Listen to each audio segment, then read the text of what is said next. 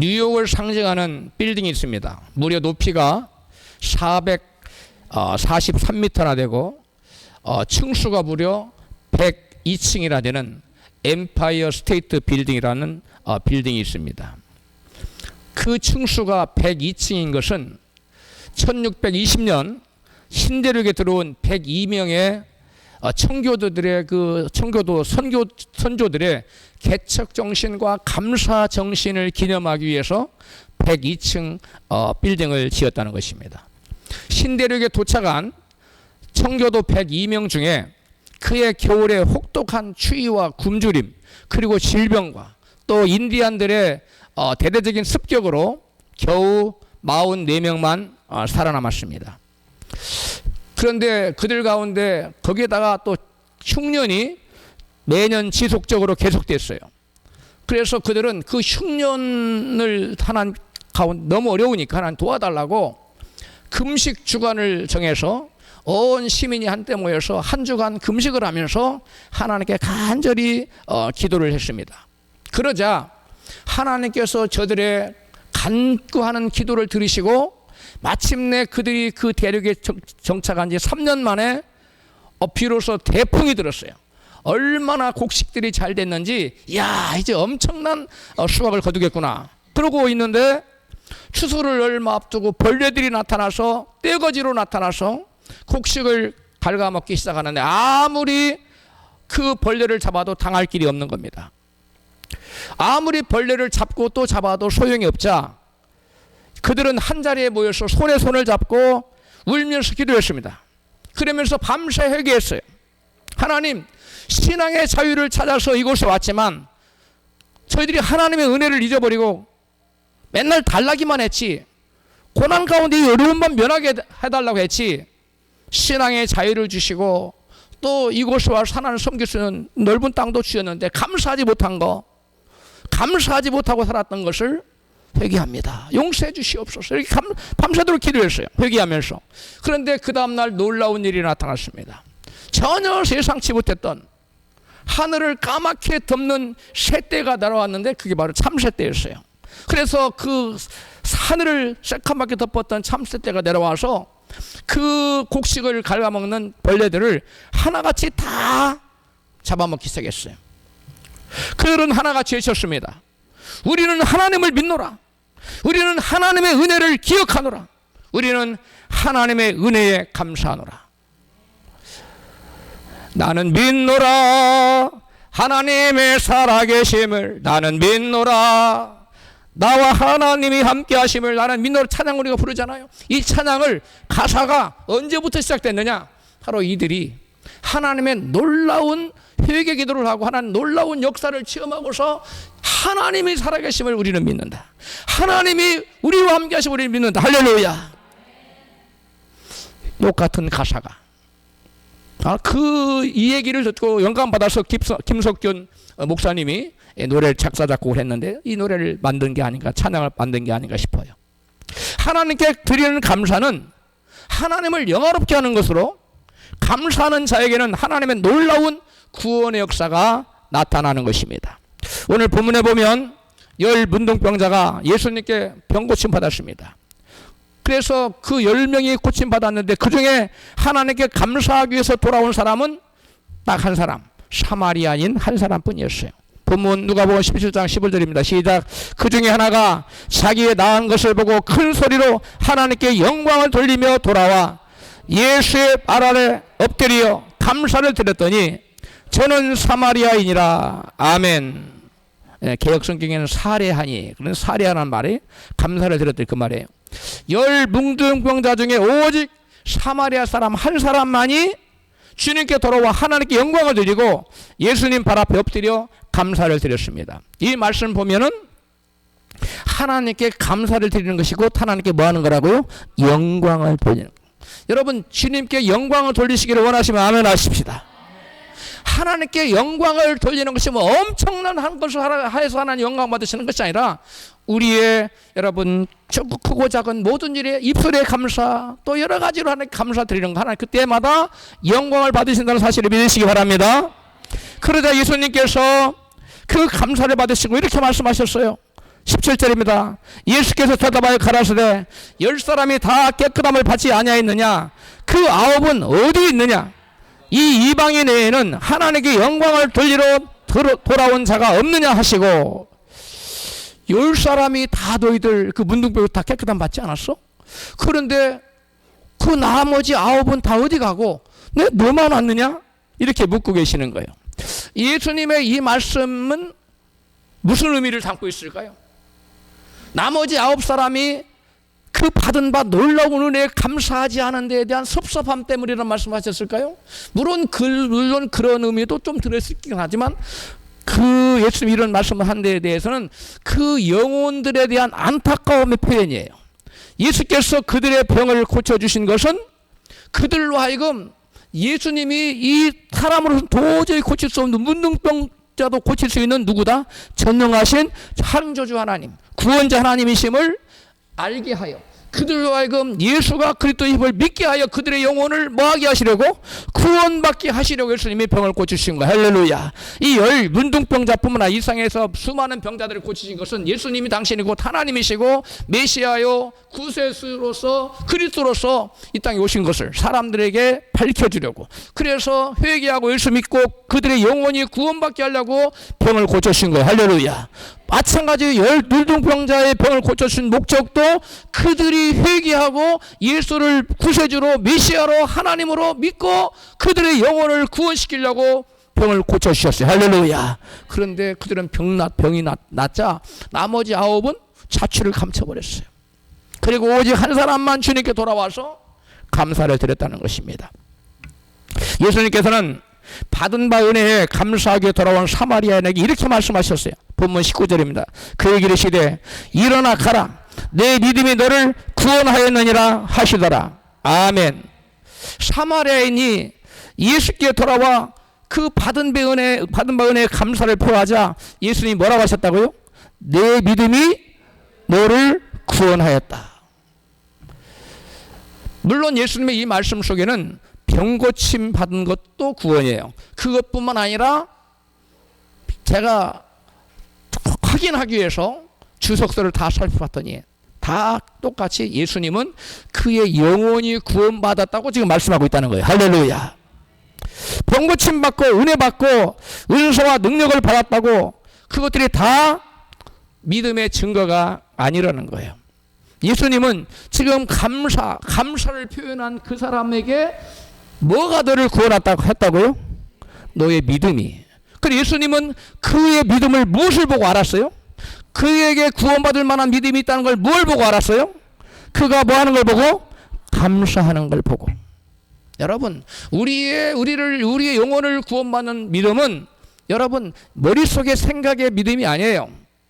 여러분 생각해 보십시오. 이 9명의 메시아 사람들이 문둥병자들이 여러분 사람으로서 도저히 고칠 수 없는 문둥병을 고쳤는데, 그 사람들이 듣기로는 이분이 메시아라고 자기들 다 들었는데 자기들의 병도 실제로 고쳤어요. 자기들의 병을 고침 받았어요.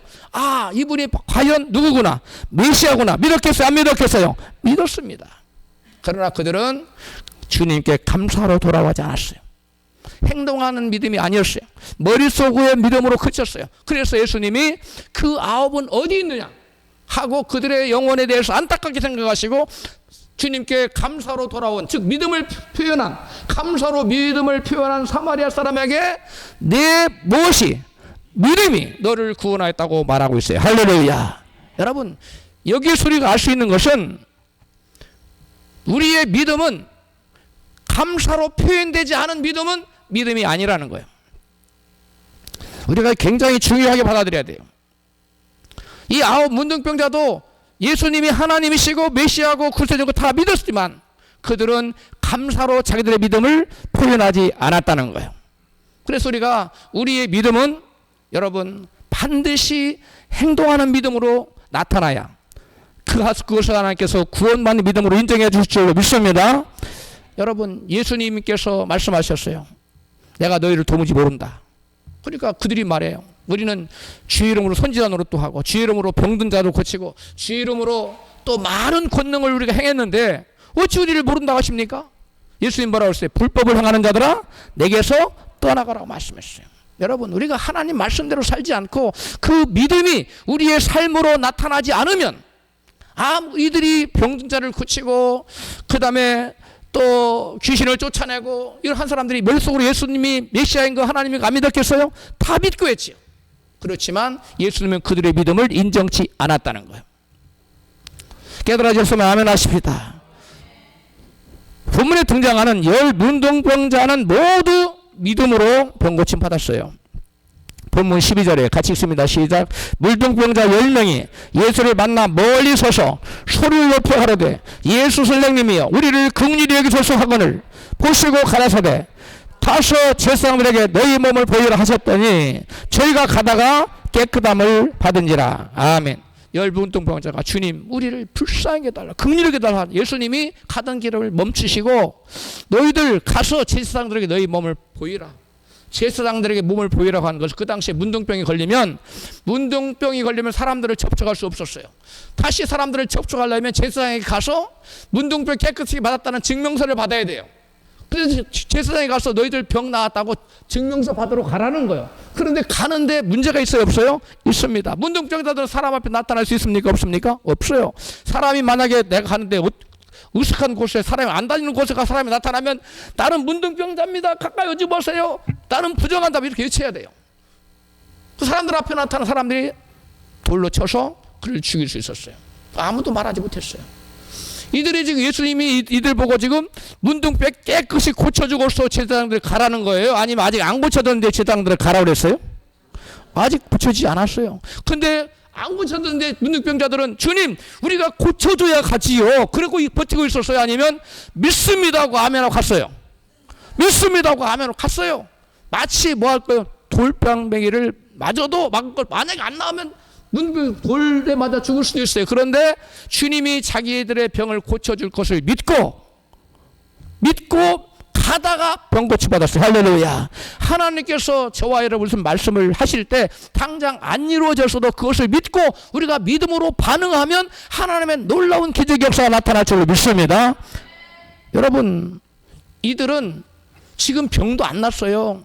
사람들에게 제사장에게 병 고침 받았다고 증명서 받기 가다가 도중에 돌팔매로 맞아서 죽을 그러한 위험성이 있어요. 그런 장애가 있어요. 그럼에도 불구하고 갔다는 거예요. 무슨 말이에요? 죽음을 걸 정도의 여러분 대단한 믿음을 가졌다는 거예요.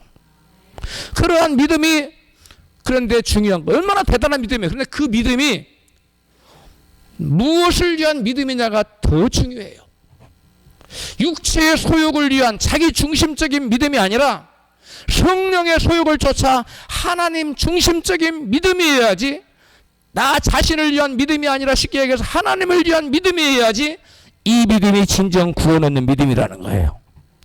9 문둥병자는 자기 육체의 소욕을 쫓는 믿음을 가졌기 때문에 자기들의 병난 그 소욕이 성취되자 더 이상 주님 앞에 나올 이유가 없어져 버리고 만 거예요.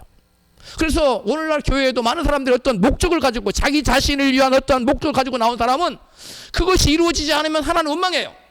하나님 내 소원을 왜 안 들어주냐고, 왜 나의 꿈을 성취시켜주지 않느냐고 원망해요. 그리고 만에 하나 자기의 꿈이 성취되면 이제 자기의 필요가 채워졌기 때문에 하나님을 위한 믿음이 아니기 때문에 하나님을 가차없이 결국 버리고 떠나게 돼 있어요. 이게 바로 육체의 소욕을 따라 믿는 믿음과 성령의 소욕을 따라 믿는 믿음의 차이예요. 여러분, 육체의 소욕을 위한 자기를 위한 믿음이 아니라 성령의 소욕을 따라 하나님의 영광을 위한 믿음을 가지시기를 주 이름으로 축원합니다. 여기 10명 중에 오직 한 사람만이 자기의 소욕이 아닌 성령의 소욕을 따라 믿었던 사람이에요. 나머지 9은 자기의 육체의 소욕을 따라 자기를 위해 믿었던 사람이기 때문에 자기의 꿈이, 자기 목적이 달성되고 나니까 주님 앞에 나올 필요가 사라진 거예요. 그러므로 저와 여러분이 끝까지 믿음의 롱런, 주님 앞에 서는 날까지 온전한 믿음을 유지하기 원하시면 나 자신을 위한 이기적인 신앙이 아니라 주님과 주님 나라와 주님의 영광을 위한 여러분 그러한 하나님 중심적인 신앙을 가지시기를 주 이름으로 축복합니다. 이 믿음이 오늘 본문의 주인공 사마리아 사람의 믿음이에요. 그러한 믿음을 가질 때 하나님께서 여러분 그 믿음을 보시고 역사하는 줄로 믿으시길 바랍니다. 성령의 소욕을 따라 사는 하나님 중심적인 신앙인은 자기 필요가 안 채워져도 원망하지 않습니다. 조금만 문제가 생겨 하나 원망하는 사람이 있어요. 이 사람은 성령의 소욕을 쫓아 사는 거듭난 믿음의 사람이 아니에요. 육체의 소욕을 쫓아 사는 여러분 이기적인 신앙인이에요. 아직까지 육적인 신앙인이에요. 여러분 그 차이가 얼마 아닌 것 같은데 엄청난 차이가 있어요. 육체의 소욕을 따라 믿는 사람이 아니라 성령의 소욕을 따라 하나님의 영광을 위해 믿는 믿음의 사람 되시기를 주의 이름으로 축복합니다. 그런 사람은 자기의 육체의 소욕이 안 이루어져도 원망하지 않고 감사하고요. 또 채워지면 감사하면서 끝까지 더 열심으로 하나님을 섬기는 자가 되는 것입니다. 할렐루야. 그래서 주님은 그 사마리아인에게 그가 감사로운 것을 보시고 내 믿음이 너를 구원했다고 선언해 주신 거예요. 여러분 표현되지 않은 감사는 감사가 아닙니다. 사랑도 표현되지 않은 사랑은 사랑이 아니에요. 어떤 부인이 암으로 죽어갔어요. 남편이 손을 잡고 이제 죽을 날을 며칠 남겨놨어요. 여보, 내가 당신을 얼마나 사랑한, 나를 두고 이렇게 가버리면 어떡해. 그러니까 그 힘없는 그 아내가 소리를 지르면서 여보, 당신이 진작 이 말을 좀 해줬으면 내가 이 병이 안 죽을 텐데. 마음으로만 사랑한, 마음으로만. 표현되지 않은 사랑이 아닙니다. 긍휼도 마찬가지예요. 표현되지 않은 긍휼은 긍휼이 아니에요. 그래서 긍휼을 베푸지 않은 사람이에요. 그 사람은 나중에 주님 앞에 갔을 때 긍휼 없는 심판을 받아요. 그게 무슨 말이냐? 길가에다가 큰 겨울에 여름 옷을 입고 발발발발 떨고 있어요. 자기는 그 큼직한 코트를 2겹 3겹 껴입고 가는데 아이고 저 사람 추워서 참 불쌍하네, 안 됐네. 그런 마음을 가졌어요. 그게 긍휼입니까? 그건 긍휼이 아니에요. 왜? 긍휼이 표현되지 않았거든요. 자기 옷을 벗어서 입혀줄 때 그것이 긍휼이에요. 긍휼은 감사도 사랑도 긍휼도 모두 다 뭐 할 때? 표현될 때. 나 표현 못해도 나 표현하리라. 아멘. 틀린 거요? 예, 내용은 그런 거예요. 표현할 수 없어도 쑥스러워서 표현을 못해도 표현해야 됩니다. 할렐루야. 감사합니다. 기록 볼펜 하나를 건네받았어도 감사합니다. 여러분 감사를 표현하십시오. 사랑도 표현하세요. 여기 남편 되신 분들 아내에게 여러분 시시때때로 사랑한다고 표현해야 돼요. 암에 걸려가 죽기 전에 여보 내가 당신을 얼마나 사랑해. 그것도 아무 소용없어요. 기차 떠난 뒤에 손들면 무슨 소용이 있어요. 살아있을 때 잘하세요. 사랑을 표현하시라고요. 긍휼도 마찬가지예요. 오늘은 특별히 감사 보은의 달에 내게 은혜 베푼 모든 사람 하나님 뭐 말할 것도 없고 감사를 표현하신 여러분 되시길 주여 여러분 축복합니다. 할렐루야. 여러분 문둥병자가 그 무서운 저주스러운 병에서 여러분 고침받은 그런 놀라운 은혜를 받았는데 그들도 사람이잖아요. 근데 감사하는 마음이 없었겠어요? 있었겠어요? 없었겠어요? 넘쳐났죠. 그런데 그들의 문제는 뭐예요? 마음에만 감사가 넘쳐나. 근데 그 감사가 표현되지 않는 감사예요. 표현되지 않는 감사 하나 인정하신다 안 하신다? 인정 안 해요. 믿음도 표현되지 않는 믿음은 믿음이 아니에요. 여러분 그런데 그들은 가슴 안에는 마음 안에는 감사가 넘쳐났는데 그 감사를 표현하지 않았어요. 표현되지 않는 감사는 뭐라고요? 감사가 아니라는 거. 사랑하는 성도 여러분, 오늘 우리가 어버이 주일을 하나님께 영광을 드리는데 어버이 주일을 맞이하여 부모님을 찾아뵙고 나를 지금까지 길러주신 은혜에 감사하다고 감사를 표현하십시오. 정 갈 수 없으면 전화라도 하세요. 전화라도. 어머님, 아버님, 저를 길러주시느라 얼마나 애를 쓰셨어요. 저도 애를 키워보니까 너무 어머니 힘든 거 이제 깨달았어요. 라고 인사하세요. 여러분 이게 감사하는 사람이에요. 마음에만 우리 어머니가 나를 키워 얼마나 했었는지 몰라. 너무 감사해. 눈물 혼자 주르르 흘려. 근데 표현 안 해. 찾아가지도 않고 전화도 안 하고 입 싹 닫고 자기 자식들하고만 열심히 살아. 그거는 여러분 하나님이 뭐라고 하냐면 너는 배은망덕한 놈이다. 하나님이 가장 싫어하는 사람이 누구냐면 배은망덕한 사람. 우리 인간의 최초의 죄가 뭐냐면 배은망덕의 죄예요. 아담과 하와가. 하나님이 입혀주고 모자랄 것이 다 저 하나 배반하고 딱 떠났잖아요. 그래서 하나님 감사하지 않는 자를 믿는 자라고 인정하지 않는 거예요. 감사하십시오. 그냥 어버이 줄이니까 뭐 꽃 뭐 이렇게 해놓고 꽃꽂이 해놓고 뭐 찬양 부르고 나와서 이것이 다가 아니라는 거예요. 이 꽃꽂이는 하나님의 은혜에 감사해서 한 거고. 예? 여러분 부모님한테도, 여러분한테 은혜를 베푼 친구한테도, 직장 상사나 후배에게도 여러분의 도움을 줬으면 꼭 감사로 표현하시기를 바랍니다. 감사는 하나님께서 내게 은혜 베푸신 것을 믿는 믿음의 외적 표현이에요. 그래서 주님은 내 믿음이 너를 구원하였느니라고 말씀하신 거예요. 문둥병자도 사람들에게 나의 병을 고쳐주신 분은 예수님이신데 그분은 인류를 구원하시기 위해서 구세주야. 나는 그분이 그리스도인 걸 믿어. 실제로 마음 믿어요. 그리고 막 전도도 해, 증거도 해, 간증도 해. 그런데 뭐가 빠졌어요? 감사. 믿음의 외적인 표현은 뭐라고요? 감사예요. 그럼 하나님 감사는 빠졌어요. 이건 참된 믿음이 아니에요.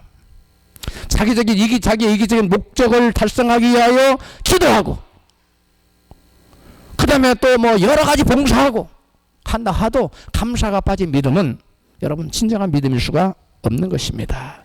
여러분, 문둥병자가 자기 병을 고쳐주신 그분께 감사하기 위해서, 그분을 섬기기 위해서 주님 앞에 이렇게 나왔어요. 그런데 9명은, 사마리아는 9명은 전혀 그런 것이 없었다는 거예요. 사랑하는 성도 여러분, 여러분 오늘 왜 교회 나오셨나요? 여기 왜 예배하러 오셨지요? 저 멀리 서울에서 1시간 이상씩 막 차를 타고 오신 이유가 뭡니까? 예수께서 내 대신 십자가에 달려서 피 흘려 죽어주심으로 나를 영원한 죄와 영원한 저주에서 구원하신 것을 감사하기 위해서 나오신 거 아니에요? 그 은혜가 너무나 감사하고 감격스러워서 그 은혜 감사를 표현하기 위해 예배 자리에 나온 줄로 믿습니다. 그 외에 다른 목적을 가지고 왔다면 그건 바른 예배자가 아니에요. 그건 하나님 앞에 올바른 예배자가 아니에요. 하나님 앞에 예배하러 나오는 단 하나의 목적이 있어야 돼요. 그것은 하나님의 감사함으로 하나님을 뭐하기 위해서? 영화롭게 하기 위해서. 감사로 제사를 드린 자가 나를 뭐하게 함으로? 영화롭게 함으로. 여러분, 하나님 앞에 나온 목적은 딱 하나여야 돼요. 복받기 위해서도 아닙니다. 그럼 부수적으로 주어지는 것이고, 딱 유일한 목적은 하나님께서 내게 은혜 베푸신 그 은혜를 뭐하기 위해서? 감사. 오늘 본문의 주인공 누구처럼? 사마리아인 문둥병 고침받은 사람처럼. 하나님, 저와 여러분은 문둥병 고침받았어요? 안 받았어요? 받으신 분만 아멘 해보세요. 우리가 다 문둥병자였어요. 우리가 문둥병자였다고. 문둥병에 걸리면 이스라엘 공동체에서 같이 살지 못하고 떨어져 나갔어요. 문둥병에 걸려서 하나님의 공동체에서 하나님과 같이 살지 못하고 여러분 추방당한 거예요. 그래서 하나님 없이 살아가는 사람이 된 거예요. 그게 다 문둥병이에요. 예수 믿지 않은 사람이 영적으로 다 무슨 병 걸린 거예요? 문둥병 걸린 거예요. 오늘 그 얘기하고 있는 예수님이 내가 많은 사람을 고쳐줬다. 그리고 다 교회에 불러줬는데 그 중에 열에 9명, 하나 정도만 나한테 진정으로 감사하고 다 자기들 이기적인 목적을 가지고 신앙생활을 하려고 든다. 그런데 누구에게 주님께서 네가 진정 너는 구원받았다? 감사를 표현하기 위해서 나온 그 사마리아 문둥병 고침받은 사람에게 내 믿음이 너를 구원하였다고 그의 믿음을 진정한 믿음으로 구원받는 믿음으로 인정해 주신 거예요. 할렐루야. 우리도 주님께로부터 너가 바로 진정으로 내게 감사하는구나. 내가 너를 구원해서 주에서 구원하여 죄의 문둥병을 싹 건져줘. 죄 문둥병 몸명이 썩어 나가잖아요. 우리가 영적으로 죄를 지면 온 영혼이 썩어져 나가요.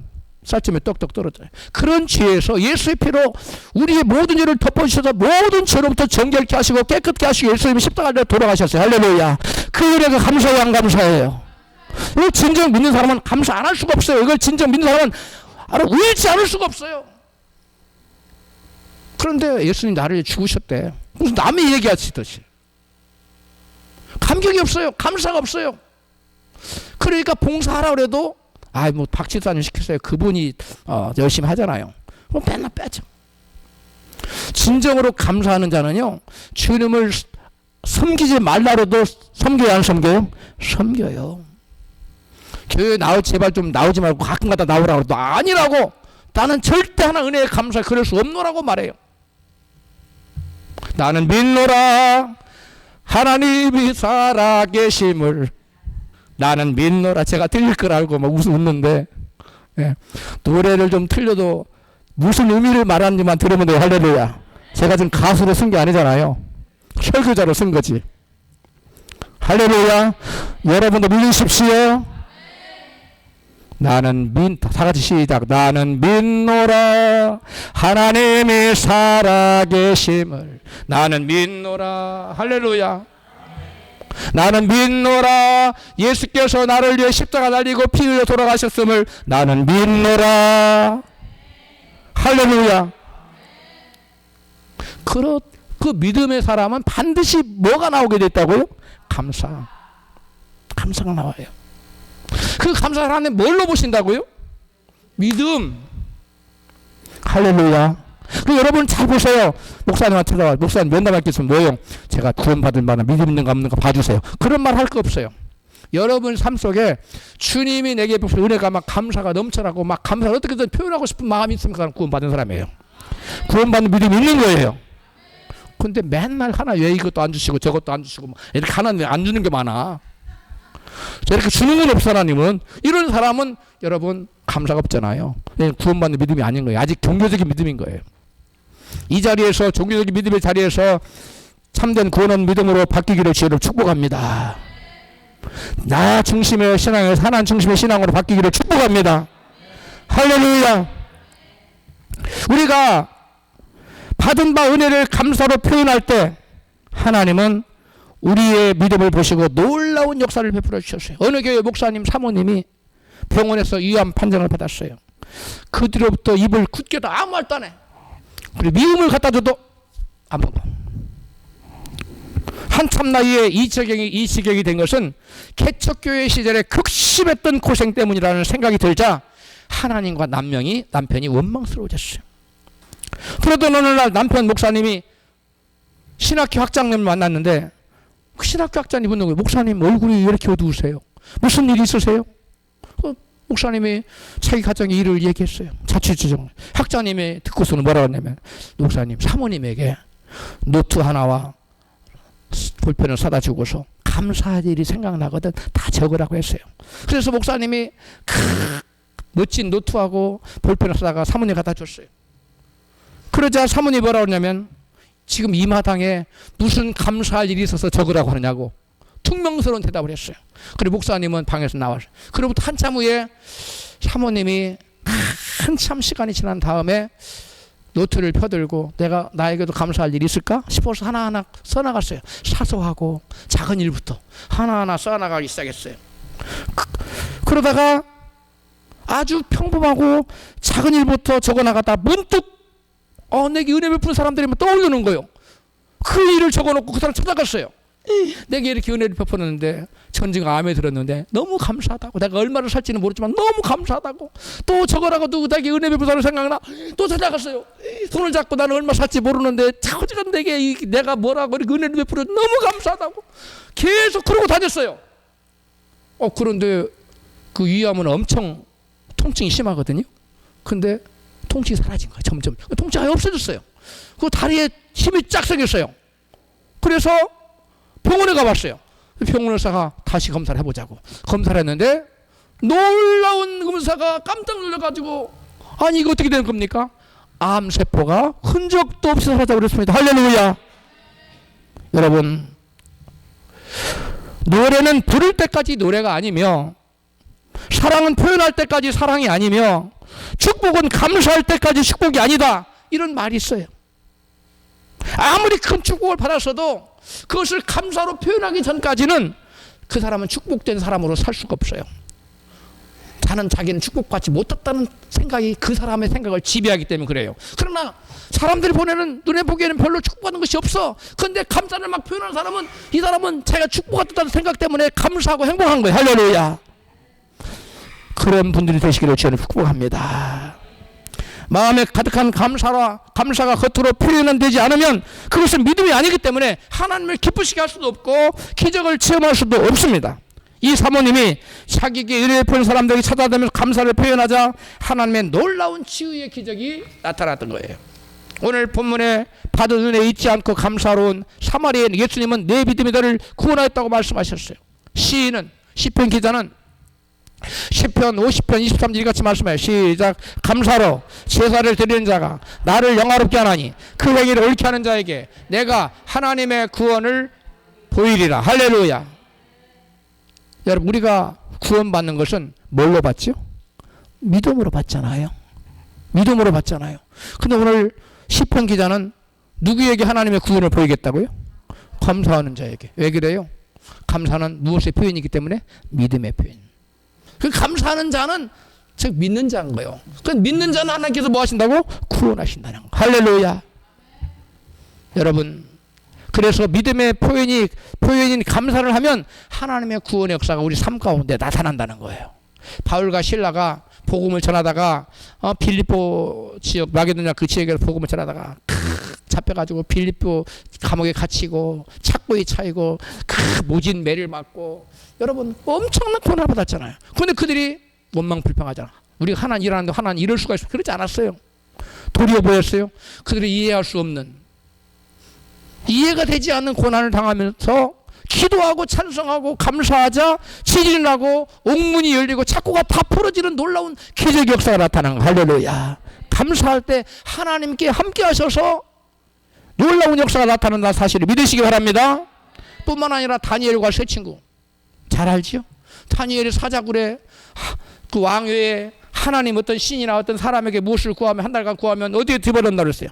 사자굴에. 그걸 알고도 자기는 사자굴에 이제 들어가야 돼. 그럼에도 불구하고 하나님 왜 이런 말도 안 되는 일을 당하게 하셨으면 그러지 않고 오히려 하루에 3번씩 뭐 했어요? 감사. 하루에 3번씩 감사했더니 사자국에 던져지긴 던져졌지만 하나님이 그들을 거기서 구원해내시. 할렐루야.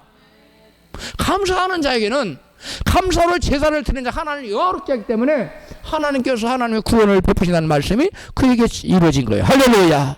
여러분, 열 문둥병자, 그 열 문둥병자가 병을 고침받았어요. 여러분, 이거 죽을 형편에 살아난 것과 똑같은 거예요. 오히려 더 나을 수도 있어요. 그런데 그들은 그 은혜를 잊어버렸어요. 신앙이란 하나님께 내게 베푸신 은혜를 잊지 않고 기억하고 그 은혜에 감사하여 그 은혜를 조금이라도 보답하려고 하는 삶이 바로 신앙의 예정이에요. 할렐루야. 신앙은 뭐라고요? 받은 은혜 뭐 하는 거예요? 감사를 표현하는 게 신앙이에요. 여러분, 우리는 시편 기자는 그래서 시편 116편 12절 이렇게 노래했어요. 시작. 여호와께서 내게 주신 모든 은혜를 무엇으로 보답할꼬? 바울은 뭐라고 했냐면 내게 베푸신 그 은혜를 내 영혼아 내 주의 은택을 잊지 말지어다라고 자기 영혼에게 경고하고 있어요. 하나님 내게 베푼 은혜를 잊지 말라고. 우리는 결코 하나님 은혜를 망각하고 감사를 잃어버린 배은망덕한 사람이 되어서는 안 됩니다. 독일의 시성 괴테는 이 세상에서 가장 쓸모없는 인간은 감사할 줄 모르는 인간이다 라고 괴테가 말했어요. 이 세상에서 가장 쓸모없는 인간이 누구라고요?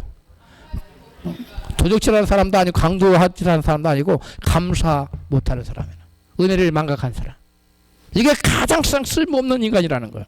공자는 자기가 싫어하는 인간상 4가지를 얘기했어요. 첫 번째가 어떠냐? 타인의 실패를 기뻐하는 사람. 이게 이 못된 인간이라는 거죠. 두 번째, 윗사람을 헐뜯는 자 앞에서는 그래 놓고 뒤에 가서 그 사람 욕하는 사람. 세 번째, 용기는 있으나 예의가 없는 무례한 사람. 네 번째는 은혜를 잊어버리고 감사할 줄 모르는 자다. 그 중에 가장 싫은 사람은 은혜를 망각하고 감사할 줄 모르는 배은망덕한 자다. 이렇게 공자가 얘기했어요. 여러분 하나님 은혜를 기억하십시오. 그리고 마음으로만 감사를 막 가득 품고 있으면 되지요? 아니, 표현하셔야 돼요. 남아메리카에 멕시코라는 나라가 있어요. 가보신 분도 계시고 안 계신 분도 계실 건데, 저는 길을 잘못 들어가지고 멕시코로 갔어요. 다시 미국으로 돌아오면 애를 먹었어요. 길을 잘못 들어 멕시코 가가지고 나가기 쉬운데 미국 들어오는 데는 어려워요. 여권을 놓고 가는 바람에 들어오나 애를 먹었어요. 친구한테 전화를 하고 우리 집에 가서 여권 좀 찾아와 여기 좀 와라 국경선으로. 친구가 밤중에 우리 집에 가가지고 문 따고 들어가서 갖고 와서 겨우 미국 들어올 수 있었어요. 그 멕시코에 참 이런 생각이 나네. 이 멕시코에 온천과 냉천이 붙어 있는 신기한 곳이 있다고 합니다. 가지런히 바로 다 옆에서 여기는 막 온수가 온천수가 막 쏟아나, 여기는 막 냉수가 팍팍 쏟아나. 동네 아내들이 빨래 광주리를 가지고 와서 온천에서 빨래를 막 삶고, 그 다음에 그것을 냉철에 가서 헹궈가지고 깨끗한 옷을 집으로 가져가는 것을 외국인 관광객이 봤어요. 그래서 멕시코 안내원에게 물었어요. 이것 부인들은 찬물과 더운 물을 마음대로 쓸 수 있어서 참 좋겠어요. 이 온천수와 냉수 같이 있는 곳에 와서 이렇게 빨래를 마음대로, 그 당시는 뭐 오늘날 금방 데우는 때가 아니었어요. 옛날에 우리 시골터처럼 그때 얘기해요. 그러니까 하나님께 여기 있는 아낙네 하나님께 감사가 넘쳐나겠네요. 이렇게 물었어요. 그랬더니 멕시코 안내원이 대답하기를 천만에요. 이곳 아낙네들은 감사하기보다는 불평이 많습니다. 아니 왜요? 그 이유가 뭡니까? 이렇게 물었습니다. 그랬더니 멕시코 안내원이 이렇게 대답했어요. 이곳 여인들은 비눗물이 나오지 않는다고 불평합니다. 이왕 줄 거 비눗물까지 주시지 않았니 왜 온천수하고 냉천수만 줬습니까? 원망한다는 거요. 자, 내가 이 설교 좀 하면서 이걸 읽고 제가 한참 웃었어요. 혹시 얘가 이 모습이 내 모습이 아닌가? 혹시 이 모습이 내 모습이 아닌가? 하나님 볼 때 이런 못된 성품이 나한테 있지 않나? 하고 내 자신을 처음 돌아봤어요. 하나님이 내게 주신 그 넘쳐 많은데 또 다른 한 가지 안 줬다고, 내가 오늘 안 줬다고 하나님께 불평이 많은 이 멕시코 여인들 같은 사람이 내가 아닌가? 제가 움찔했어요. 저 자신을 보고. 비슷하더라고 저하고. 비슷하더라고요. 여러분들 거리가 멀지요? 여러분들 거리가 멀 것 같아. 저는 많이 비슷하더라고. 처음에 막 웃었는데 내가 나를 두고 웃은 거야. 설교 준비하면서. 나한테 베푸신 은혜가 굉장히 많은데 그거 감사 못하고 내가 원하는 거 내까지 안 줬다고 하나 원망하는 모습이 바로 저의 모습이더라고요. 참 이게 참 우리가 참 하나님 앞에 참 저는 죄송한 사람이에요. 저는 참 하나님 죄송한 사람인데, 우리가 은혜를 잊지 말고 감사하면 반드시 보상이 찾아옵니다. 뭐가 온다고요? 보상. 영국의 가장 위대한 정치가라고 손꼽히는 분이 윈스턴 처칠이에요. 그분이 어렸을 때 그 런던 그 옆에 템스강이 있는데 안 가봤어요? 거기서 수영을 하다가 깊은 물에 빠져서 허우적거리고 죽어가고 있었어요. 근데 아무도 이제 구워질 사람 없이 죽어가는 거야. 마침 그때 어떠한 청년이 지나가다가 그 강물에 막 급히 뛰어들어가서 그 소년을 건져냈어요. 구해줬어요.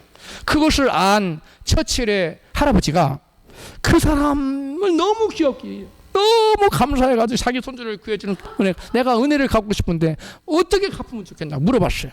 그러니까 그 청년이 뭐라고 했더니 저는 의학이 공부해서 의사가 되는 게 꿈인데 돈이 없습니다. 그래요? 그러면 의학대가 대학 가라고 학교를 보내서 의학 4년 졸업할 때까지 학비를 다 대줬어요. 근데 그가 열심히 공부를 해가 어떤 사람이 됐느냐? 우리가 지금 처칠의 할아버지 때문에 은혜를 받고 있어요. 우리가 그 사람 의학 공부해서 뭘 연구했느냐? 깜짝 놀랄 것을 만들어놨어요. 최초로 그냥 전염병에 걸리면 다 죽었어요. 이유가 없어. 무조건 죽어야 돼. 근데 이 사람이 인류 최초로 발견한 페니실린 항생제를 딱 만들어낸 거예요. 페니실 항생제가 없으면 오늘 얼마나 많은 사람이 죽어야 돼요. 이분이 만들어낸 거예요. 개발해낸 거예요.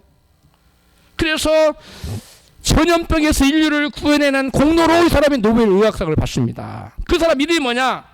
알렉산더 플레밍이에요. 알렉산더 플레밍.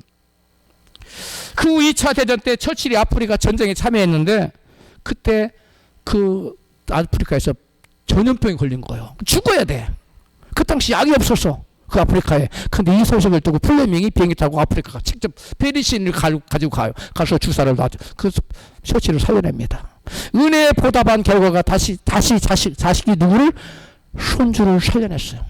만약에 그 은혜를 안 갚아서 대학을 안 보내, 학비를 안 됐다면 이 사람 의사가 될 수 없었을 거고, 또 이 사람은 이 페니실린 항생제를 만들 수 없었을 거예요. 그러면 자기 손주 처칠이 아프리카 전쟁에서 그 전염병으로 죽어가는데 살아날 길일 수 없어요? 없어요. 결국 은혜를 보답하고 감사하는 것이 자기 손주를 살린 것이고, 오늘날 전 인류에게 항생제기 전염병으로부터 여러분 구출받을 수 있는 항생제, 페니실린 항생제가 탄생에 맞는 거예요. 할렐루야. 우리가 받은 은혜를 잊지 말고 않고 감사하고 보답하면 이처럼 하나님께 뭘 받아요? 보상을 받고 복을 받아요. 그래서 성경은 이같이 증거합니다. 에베소 6장 2절 시작. 네 할아버지와 어머니를 공경하라. 이것이 약속 있는 첫 계명이니 이는 내가 잘되고 땅에서 장수하리라. 아멘. 여러분, 부모님께서 길러준 은혜를 잊지 않고 감사하는 자는 부모님을 공경할까요, 안 할까요? 당연히 공경하죠. 근데 부모님께 감사하는 마음이 없어요. 공경할까요, 안 할까요? 안 하죠. 부모님께 감사하는 자는 부모님을 공경해요. 공경하는 자는 땅에서 어떻게 된다고요? 잘 돼. 하는 일마다 잘 돼. 여러분 삶 가운데 하는 일마다 척척 잘 됐으면 좋겠다. 하는 일마다 다 되려다 말아버렸으면 좋겠어요. 대답이 없어요. 되려다 말아버렸으면 좋은 사람 아무도 없잖아요. 여러분은 하는 일마다 다 잘 되기를 축복합니다. 그러려면 다른 방법이 없어요. 부모를 공경하세요. 부모님께 감사하세요. 여러분 이 세상에서 가장 감사할 대상이 하나님 빼놓고 누구예요? 부모님이에요. 이 세상에 가장 감사할 분이 누구라고요? 하나님 빼놓고 부모님이에요. 그리고 여러분의 영혼을 지옥 갈 영혼을 천국으로 인도한 분이 감사해요. 여러분 전도한 분, 여러분의 말씀을 깨우쳐준 분, 감사해야 돼요. 은혜를 잊지 않고 돌아와 감사했던 사마리아 사람은 육신의 병만 고친 것이 아니라 먹도 받았어요. 영혼도 구원받는 복을 받았어요. 할렐루야. 바울은 불신의 사람을 가리켜서 뭐라고 말했냐면 감사치 아니하는 사람이라고 로마서 1장 21절에 말해요. 다 같이 시작. 하나님을 알되 영화롭게도 아니하고 감사하지도 아니하는 자. 이 사람이 불신자예요. 이 사람 하나님 안 믿는 사람이에요. 하나님 알긴 알아. 하나님 믿는다고 그래. 그래서 하나님께 감사는 안 해. 이건 불신자예요. 이 세상 사람이라는 거예요. 근데 믿는 사람은 어떠냐? 하나님 은혜에 뭐 할 줄 아는 사람이에요? 감사할 줄 아는 사람이에요. 아멘. 여러분, 우리가 하나님의 은혜에 감사하는 이유는 감사는 하나님을 영화롭게 하기 때문에 그래요. 본문 17장 15절입니다. 시작. 그 중에 하나가 자기의 나은 것을 보고 큰 소리로 하나님께 영광을 돌리며 돌아와 예수의 발 앞에 엎드려 감사를 드리니 저는 사마리아인이라. 아멘. 이 누가의 기록뿐만 아니라 누가의 증거뿐만 아니라 시편 기자도 감사는 하나님께 영광 돌리는 거라고 증거하고 있어요. 시편 50편 23절 시작. 감사로 제사를 드리는 자가 나를 영화롭게 하나니 그 행위를 옳지 않은 자에게 내가 하나님의 구원을 보이리라. 아멘. 왜 그래요? 하나님은 감사를 그 어떤 제사보다도 기뻐하시는 제사로 받으시기 때문에 그래요. 시편 69편 30절에 시작. 내가 감사함으로 하나님을 위대하시다리니 이것이 곧 굽이 있는 황소를 드림보다 여호와를 더욱 기쁘시게 함이 될 것이라. 아멘. 여러분 하나님께 감사하십시오. 감사는 기적을 불러요. 왜? 감사는 믿음의 표현이기 때문에 믿음은 하나님과 우리를 하나 되게 하는 것이에요. 할렐루야. 우리가 은혜에 감사하면 나 자신을 행복하게 만들어줍니다. 우리가 예수를 믿기 전과 믿은 후가 환경이나 상황은 여러분 별다른 것이 없을지라도 구원의 은혜에 감사하면서 모든 것을 바라보면 전혀 다른 삶을 살게 돼 있어요. 똑같이 예수를 믿어도 항상 없는 것을 보고 원망 불평하는 사람이 있는가 하면 반대로 내가 가진 것을 보고 만족해하는 성도가 있어요. 제가 이 좌측 고관절이 아파가지고 너무 고통스러운 거 하나님 기도했어요. 하나님 이 병 고쳐달라고. 그래야 제가 열심히 전도도 하고 할 거 아니냐고. 그렇게 기도했더니 내 마음속에 무슨 생각이 떠올랐냐면 내 신체 기관이 어마어마한데 이게 수천 수만 가지가 될 텐데 병명이 여러분 수천 수만 가지입니다. 병명이. 근데 내가 알는 것은 별로 한두 가지야. 그는 거의 대부분은 다 정상적으로 작동하는데 내가 지금 초점을 어디에다 맞춰? 한두 군데 아픈 곳에다 맞추고 불평이 막 올라오려고 그래. 그 내가 그런 생각이 딱 떠오르게 하나님 잘못했습니다. 하나님 저의 모든 신적 다 정상적으로 돌아가는데 야 한두 가지 가지고 내가 지금 원망을 하려고 하진 않았어요. 하진 않았지만 마귀가 자꾸 원망하라고 그러는 것 같아. 근데 그거 내가 하나님 회개했어. 여러분 우리가 하나님께로 받은 게 너무 많아요. 그런데 우리가 누구나 사람은 행복해지기를 원해요. 그리고 항상 기쁨이 넘치기를 소망해요. 그런데 그 소망을 그 소원을 이루는 유일한 비결이 뭐냐면 감사예요. 감사할 때 슬픔도 불행도 기쁨으로 행복으로 바뀌어요. 우리가 감사할 때 천사가 역사하지만 원망 불평할 때 마귀가 춤을 추고 역사해요. 여러분 마귀를 불러들이는 간단해요. 뭐 하면 돼요? 원망 불평하면 됩니다. 뭐 안 준다고 불평하면 돼요. 하나님 왜 저 사람은 준 나는 안 주냐고 하면 막 그 마귀가 야 너 다 불렀지 와서 막 춤추고 난리 납니다. 여러분 세상은 언제나 기쁨보다는 슬픔과 고난이 감사보다는 불평과 원망이 많습니다. 그러나 주님 모시고 하나님의 자녀들 우리는 그러한 세상을 천국으로 바꾸는 사람들이에요. 무엇으로? 감사로. 한국에 와서 평생을 선교로 헌신한 언더우드 선교사가 있어요. 이분이 연세대학교를 세웠고 그 다음에 세브란스 병원을 세웠어요. 우리나라의 최초로 장로교 와서 장로교를 설립한 분이에요. 근데 그분이 이런 유명한 기도문을 남겼어요. 우리 한번 같이 읽어봐요. 누군가는 지금 이렇게 간절히 기도하고 있습니다. 설 수만 있다면 더 큰 복은 바라지 않겠습니다. 들을 수만 있다면 더 큰 복은 바라지 않겠습니다. 말할 수만 있다면 더 큰 복은 바라지 않겠습니다. 볼 수만 있다면 더 큰 복은 바라지 않겠습니다. 사랑할 수만 있다면 더 큰 복은 바라지 않겠습니다. 놀랍게도 누군가의 간절히 기도하는 기적이 내게는 다 일어나고 있습니다. 여러분에게도 다 일어나고 있지요? 제가 읽어보니까 전수 다 이런 기적이 일어나고 있더라고요. 근데 이게 좀 이런 놀라운 기적들이 일어나. 사람들이 이런 기적이 내게 좀 일어나게 해달라고 막 간절히 기도하는 사람이 있다는 거 있어요 없어요? 없어요. 있어요. 병원에 수없이 많아요. 그래도 부자 되지 못해도 빼어난 외모 아니어도 지혜롭지 못해도 나는 내 삶에서 날마다 감사하며 살겠습니다. 날마다 기적이 일어나는 나의 하루를 나는 사랑합니다. 나는 어떻게 해야 행복해지는지 고민하지 않겠습니다. 나는 날마다 내가 얼마나 행복한 사람인지 날마다 깨닫겠습니다. 이러한 고백이 이러한 기도가 저와 여러분의 기도가 됐으면 좋겠습니다. 사랑하는 성도 여러분 진정 감사하는 자가 되었으니 하나님께 영광 돌리고 하나님의 구원을 체험하며 진정 만족하고 행복한 복된 일생을 살아가시기를 주 이름으로 축원합니다.